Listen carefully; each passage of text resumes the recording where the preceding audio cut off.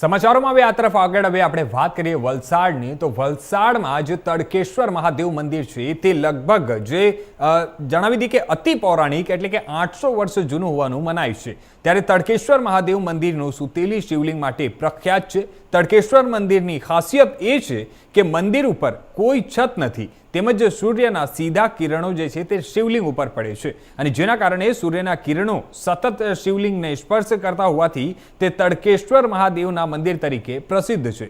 1994માં જીર્ણોદ્ધાર કરી અને 20 ફૂટના જે ગોળાઈનો ગુમ્મટ એટલે ખુલ્લો બનાવાયો હતો અને ત્યારે સ્વયંભૂ પ્રગટેલા 7 ફૂટનું જે શિવલિંગ છે તેમનું આ મહાદેવ મંદિર 800 વર્ષ જૂનો ઇતિહાસ છે અને શિવલિંગના દર્શનાર્થે શ્રાવણના સોમવારે ભક્તોની ભારે ભીડ રહે છે।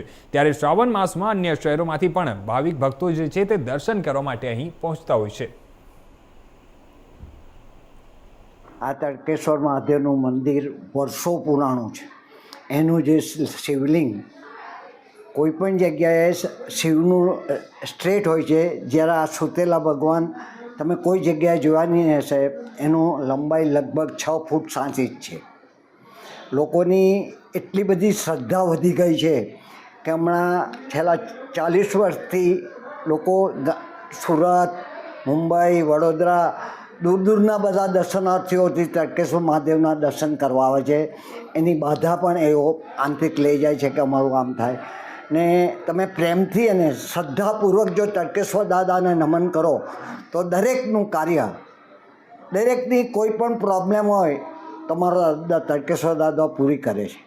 જે અમે સાંભળ્યું છે આ લોકો પાસે બી, હું અહીંયા ટ્રસ્ટી છું છેલ્લા 40 વર્ષથી, લોકો અમને આવીને કહી જાય છે કે તડકેશ્વર મહાદેવની એટલી બધી શ્રદ્ધા છે કે લોકો એની પછાડી લાગણીવશ થઈ ગયા છે અને અહીંયા રોજની 20થી 25 બસ પણ આવે છે। દરેક દર્શનાર્થીઓ અમને સહકાર બી સાઈન છે। અહીંની પ્રજા, અહીંના લોકલ બી અમને ઘણો સુંદર સહકાર આપી રહ્યા છે અને આ મંદિરમાં કંઈ ન હતું।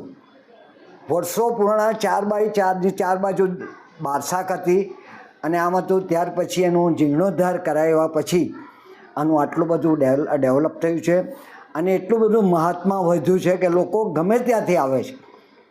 આજે હું સવારે 7 વાગ્યાનો અહીંયા તડકેશ્વરમાં આવેલો છે। અહીંયા લાઈન પૂરી ન થાય એટલે ખરેખર દર્શનાર્થીઓ પણ સજ્જન છે। અમારા ટ્રસ્ટીગણ બી એમને રિસ્પેક્ટફુલી સ્વીકારે છે અને આ મંદિર આ રીતે આગળ ને આગળ વધી રહ્યું છે। આ તડકેશ્વર મહાદેવનું બી મહાત્મા એટલા માટે છે અને નામ બી તડકેશ્વર એટલા માટે રાખ્યું છે। જ્યારે આ લિંગ અમારી વાડીના નદી, વાંકી નદીના કિનારેથી મળેલું ત્યારે ગામના લોકો અહીંયા સુધી લાવેલા। પછી બળદગાડું અહીંયા રૂકી ગયું, ચલાય જ નહીં।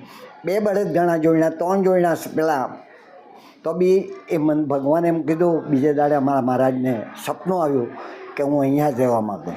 ત્યારે અહીંના કાર્યકર્તાઓએ એમના ઉપર છત બનાવ્યું। તે છત અંદર દીવો પણ નહોતો, કંઈ પણ નહોતું, તો ઓટોમેટિક સળગી ગયું।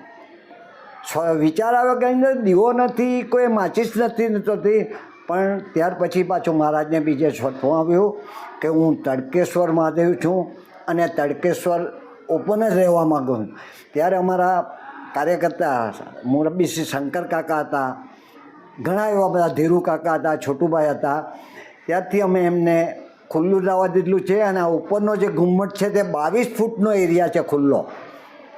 તો ઘણા અમને કંઈ કે આમ કરો તેમ કરો, મેં કહું ભગવાન ભીનાઈ તો આપણે માટે આ બધું કરવાનું જોઈને એટલે જ અમે ખુલ્લું રાખેલું છે।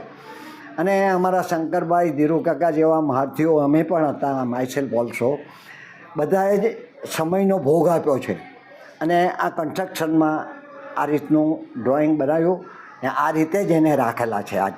એટલે વર્ષો પુરાણા દાદા તડકેશ્વર, આજે આપણું લિંગ છે તેના પર 24 કલાક સૂર્યના કિરણો પડ્યા કરે છે એટલે એમ અહીંયા તડકેશ્વર રાખેલું છે અને એ રીતે તડકેશ્વર રીતે જ પ્રસારિત